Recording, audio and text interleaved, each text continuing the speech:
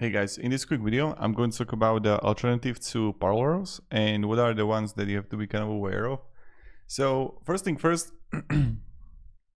what are the alternatives? So the first one is the Fusion Pro by VMware, and here with it is that you're gonna have pros of completely free for all use cases, professional grade features, strong Apple Silicon support, Unity mode for seamless Windows integration, DirectX 11, regular updates, but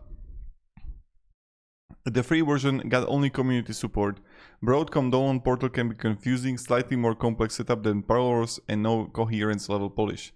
So this is like the first one. The second one is UTM. This is kind of like the emulation app that again you can check out for yourself. So it's free and open source.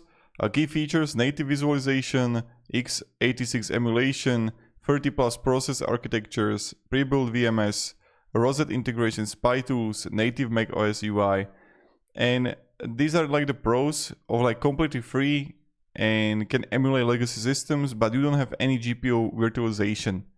So that's something that you can actually like expect from it. Now another one is like VirtualBox.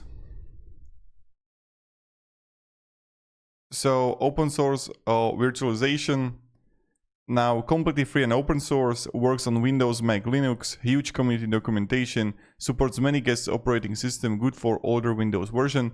But cons is that you have limited Apple Silicon support, more complex setup than Parallels, less polished user experience, can break with macOS updates, performance not as optimized as VMware Parallels, and no GPU acceleration on Mac. So that's pretty much it for this video. So thank you very much for watching and have a great day and goodbye.